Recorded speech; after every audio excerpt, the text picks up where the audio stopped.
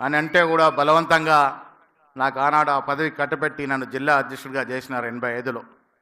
ముఖ్యమంత్రిగా సంబోధిస్తూ మహేష్ కుమార్ గౌడ్ చాలా సౌమ్యుడు అన్నాడు. ప్రజాస్వామ్యంగా చాలా స్వామ్యనే కానీ నేను కరాటేలో బ్లాక్ బెల్ట్ 6 అనే మాట కూడా మీకు గుర్తు చేస్తూ ఉన్నాను. సో రాజకీయాల్లో మొన్న కౌశిక్ రెడ్డి విషయం వచ్చినప్పుడు నేను మాట్లాడాను. ప్రజాస్వామ్యంలో ఉన్న మనకి భాష చాలా అవసరం, మంచి భాష మాట్లాడడం. మొన్న కౌశిక్ రెడ్డి వాడిన భాష వల్లే గాంధీ అనుచరులు రెచ్చిపోయినట్టు సందర్భం. మనం మర్యాదగా మాట్లాడుకుంటే మర్యాద కూడా విమర్శించుకోవచ్చు. నేను ఒకనాడు రోషయ్య గారి స్పీచ్ విన్నాను, చంద్రబాబు గారి మీద మాట్లాడుతూ. ఆ భాషలో తిట్టని తిట్టుంది కానీ ఒక్కటి కూడా తిట్టనిపించదు మనకి. తిట్టని తిట్టంటూ లేదు ఆ స్పీచ్లో, కానీ ఒక్కటి కూడా తప్పుపట్టి తిట్టు అనడానికి లేదు. అంత జాగ్రత్తగా మాట్లాడిన సందర్భం. రాజకీయాల్లో వైరు వర్గాలు ఉంటాయి, ఎన్నికలప్పుడు పోటాపోటీలు ఉంటాయి. కానీ మన రాయలసీమ కాదు. ఎన్నికలైన తర్వాత సౌహృద వాతావరణంలో మాట్లాడుకునే పరిస్థితి తెలంగాణలో, ఈ తెలంగాణ గడ్డలో, ఈ రక్తంలో ఉంది. భాష అనేది 2014 తర్వాత, ముఖ్యంగా కేసీఆర్ గారు ముఖ్యమైన తర్వాత చెడిపోయింది. నిజంగా కూడా ప్రజలు దానికే అలవాటు పడ్డారు.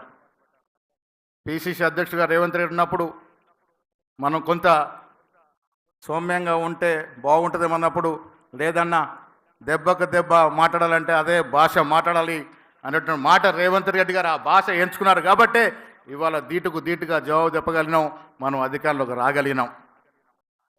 కేసీఆర్ గారికి సోనియా గాంధీ గారు అవకాశం ఇచ్చినారు.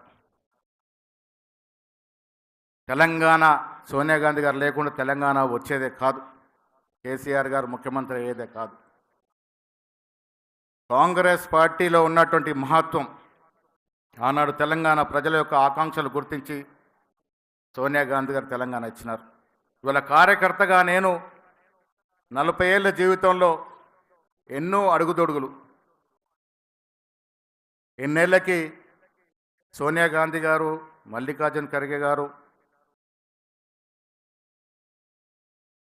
రాహుల్ గాంధీ గారు, ప్రియాంక గాంధీ గారు, కేసీ వేణుగోపాల్ గారు నన్ను అధ్యక్షుడు చేసినారంటే కార్యకర్త.